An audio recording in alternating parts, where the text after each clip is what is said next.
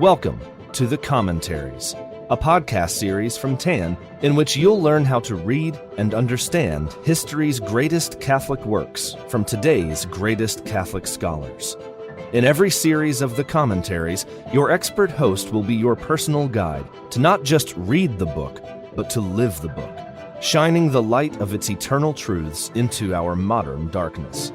Visit tancommentaries.com to get your copy of the book and to subscribe for access to all the great reading plans, new episodes, bonus content, and exclusive deals for listeners of the commentaries.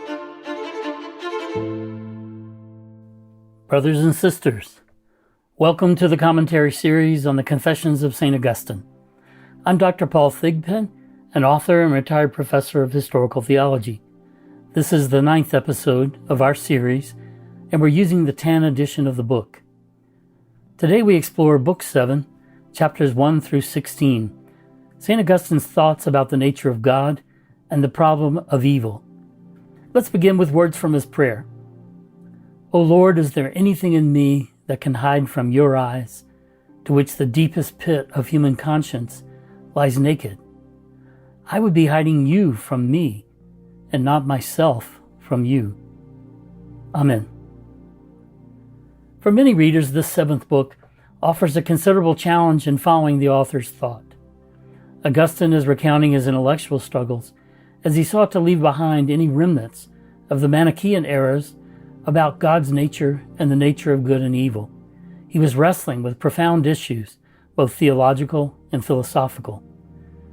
Since we're offering here a devotional commentary, we won't be diving deeply into the intricacies of the saint's theology and philosophy. Many of the translator's insightful footnotes are useful in that regard. Even so, if we are to draw close to Augustine's heart and mind, and to learn from his experience, I think a few aspects of his struggle are worth noting here. The culture surrounding Augustine in his youth was by no means simply Christian. As we've noted in earlier episodes, his mother was a Christian, but his father was pagan until late in life. The young man's education and encounters with his contemporaries introduced him to a variety of ideas about God and the world. At the time, popular religious and philosophical alternatives abounded: Christianity, Judaism, traditional Roman civic religions, various Greek and Roman schools of philosophy, and even religions with their roots in traditional beliefs of the East. In short, Augustine was immersed in a religious pluralism, something like we find in our Western culture today. Making his way through such a diversity of worldviews could be dizzying and confusing, just as it is for many of our contemporaries. Tracing the progress of his spiritual journey might allow us to help others as they follow a similar path. Among non-Christian and non-Jewish religious traditions, some were polytheist, that is, teaching that there are many gods, and others were monotheist, teaching that there was only one true God. The Manichaeans, with whom Augustine associated himself for some years, were dualist, that is, they professed an ultimate principle of good and an ultimate principle of evil, fighting for human souls. At the same time, monotheistic ideas about God's nature varied considerably in Augustine's surroundings. At this point, he was only beginning to grasp the Christian revelation of God's Trinitarian nature, a topic to which he would in later years devote an entire book. But he wrestled with questions about other essential aspects of God's nature as well, as presented by various traditions of his time. What is God's relationship to space and time? Is he physical? Does he have a material substance? Or is he immaterial? Is he bound by time or beyond time? Is he a thing in the same essential category as other things? Or is he in a category all by himself? Did he create the world out of nothing? Or was he more like a divine craftsman who used the fundamental matter of an eternal physical universe to fashion a world by shaping and organizing it? At this point, the saint recalls he certainly believed in one God, and he had gotten past the common idea that God, as an aspect of his divine nature, has a human-like body. In fact, we should note that later Christian art, in its attempts to represent God the Father in a visible way, often portrayed him as looking like an old man. But the materialist views of the Manichaeans had influenced him to think about God as bodily in another way. He prays, "And so I thought of you, life of my life, as something vast in endless space, penetrating the whole mass of the world, extending beyond it, on all sides in space, without measure, without limit. So then the earth would possess you, and the heavens above, and all things besides, and they would have their limits in you, but you would have no limit anywhere. I thought of the sunlight, and how the body of air that lies above this earth does not obstruct it, but the light passes right through, and it penetrates the air not by breaking it or cutting into it, but by filling it all. Just so, I reckoned that all bodies, not only of the heavens and the air and the sea, but even of the earth, give you free passage, penetrable in all their parts from the greatest to the least. They take your presence within them, while from within and without, by your secret inbreathing, you govern all things you have created." I think many people today might at first consider that to be a pretty good way of talking about God.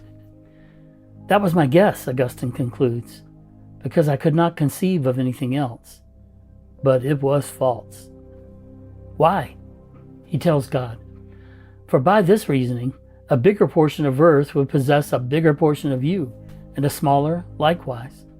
All things would be filled with you in such a way that the body of an elephant would get more of you than the body of a sparrow would, just insofar as it is bigger and takes up a bigger place. So too you would make your own parts present in them bit by bit, big parts for big things and little parts for little things. It is not so."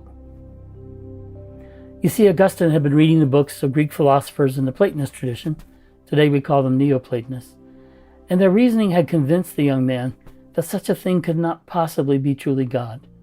If God is composed of some material substance, no matter how vast and penetrating, then he could be divided up into pieces. He could be changed.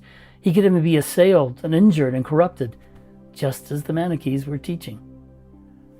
Instead, the philosophers convinced him, one who is truly God, the highest perfection, cannot be like that. He must be utterly different from his material, changeable creation. He is not a part of it, nor is it a part of him. He does not fill space or the things that occupy space. He is in another category altogether. And because he is utterly beyond his creation, he can be fully, perfectly present to every part of it. As the saint confesses to God, "And I looked back at other things and saw that they owe their being to you, and that all finite things are in you, but in another way, not as in a location. Rather, you hold all things in your hand, in your truth." Augustine insists, "No soul was ever able, and none ever will be able, to conceive of anything better than you, who are the best and highest good. So, he explains, we must not attribute to God a characteristic if we can conceive of something better than that characteristic. For example, for God to be immutable, to be unchanging, is better, is higher, is more perfect than to be mutable, that is changeable, unstable, uncertain, unreliable. If God is the best and highest good, then only the best and highest conceptions of him can be true." As the translator points out in a footnote, this is to say that God is not simply the greatest of existing beings, but the greatest conceivable being. He is not even on the same plane of reality as everything else that exists. Augustine uses a powerful image, one from Scripture, to speak of how God is a category of reality altogether different from everything else, and how everything else is dependent upon him for its existence. Echoing St. John's first epistle, which declares, "God is light," Augustine prays, "I entered into my inmost parts with you, my God, as my guide. By the eye of the soul, I saw above that same eye of my soul, above my mind, the unalterable light. Not this light of common day that all flesh may look upon, nor something grander than that, but of the same kind, as if this sunlight should shine out more and more brilliantly and fill the whole universe with its power. That light was not this light, but other, wholly other, from all these. Nor was it above my mind as oil lies above water, or as the heavens are above the earth. It was higher, because it was this light that made me, and I was lower because I was made by it. Whoever knows the truth knows this light, and whoever knows it knows eternity. Next, Augustine goes on to speak about how he wrestled with another great question, the problem of evil. I could not grasp the cause of evil, he recalls. I could not untangle the matter. The good God created good things, and see how he surrounds them and fills them. Where then does evil come from? Where and how does it creep in? What is its root? What is its seed? Does it even exist at all? Even today, few could honestly say that they have never had to struggle with this issue. No wonder the young man at first found the Manichaean teaching to be attractive. The Manichaeans taught that evil was a substantive principle in the universe that corresponded to the principle of good and was in conflict with the good. So good was not the origin of evil, it was fighting to overcome it. In addition, the material world was not created by the good, but for the Manichaeans was a consequence of the evil that imprisoned particles of the good. So all evil in the world, it seemed, could simply be attributed to the evil principle and its manifestation in matter. Even so, Augustine tells us, the Greek philosophers helped him to realize that evil is not a substantial thing in itself, as the Manichaeans taught. Instead, evil is a diminishing of the good, a loss or lack or deficit of the good. So nothing could be perfectly evil. If it were, it would not exist. The Manichaeans were wrong. As an analogy, think of light and darkness. Light is a thing that actually exists in itself, a form of energy. But darkness does not exist in itself. Instead, it's simply a loss or lack or deficit of light. When the door of a dark room is open to bright sunlight outside, the darkness does not spill out of the door to displace the light. Instead, the light enters the room and fills the darkness. In the same way, heat is a thing that actually exists in itself, another form of energy. But cold does not exist in itself. Instead, cold is simply a loss or lack or deficit of heat. This is not at all to say, of course, that evil is an illusion. It simply means that when we encounter evil, we are dealing with something good created by God that has lost something of its original goodness. Even Satan himself is not purely evil. He possesses existence, life, intellect, a will, certain capacities for action, all of which are good in themselves and were created that way by God. If Satan were to become purely evil, losing all these goods, he would cease to exist. All things that are corrupted, Augustine insists, are deprived of some good. If they were deprived of all good, they would quite cease to be. As long as they do exist, they are good. Here and in later works, in the light of this reality, Augustine would come to understand how evil came to be and can coexist in the world with a good, all-powerful God. God created all things good, but the evil, the loss of the good, has come about through the free choices of angels and human beings who rebelled against him. Cutting themselves off from the source of all that is good, they caused their own goodness to be diminished. Augustine declares, I asked what iniquity really is, and I found it was no substantial thing, but rather a warping of the will, stubbornly turning away from you, O God, who are the summit of being, and turning instead to the lowest things. Or as he describes it in other places, it is a disordered love. Much of Book 7 describes how Augustine, like some ancient Christian theologians before him, found in the Greek philosophers what seemed to be traces of divine realities revealed in Christian teaching. As a wise Christian mentor once told him, the books of the Platonists, in all kinds of ways, implant in the bosom God and His Word. Augustine thus illustrates a spiritual principle we do well to remember today. Hints of the gospel can sometimes appear in non-Christian culture, and we can use them to help seekers of truth on their journey to Christ. As an example, he notes how St. Paul, in preaching to the pagan Greeks in Athens, actually quoted one of their pagan poets to help build a bridge of understanding. Augustine is grateful for the contribution of these pagan works to his spiritual journey. Even so, he recalls, that the Word was made flesh and dwelt among us. I did not read there What was missing was the central truth of the Christian faith that gives meaning to everything else, the Incarnation. A quick side note.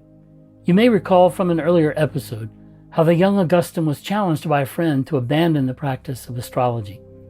In this book, we learn how he finally made that move. He was pressed to admit that if astrology is true, then two people born at essentially the same time, under the same configuration of heavenly bodies, should have the same fortune.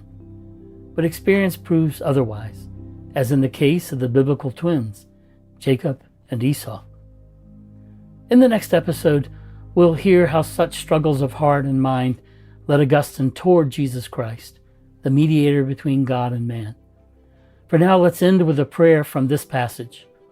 O eternal truth, and true charity, and beloved eternity, you are my God, and for you I sigh, day and night. Amen.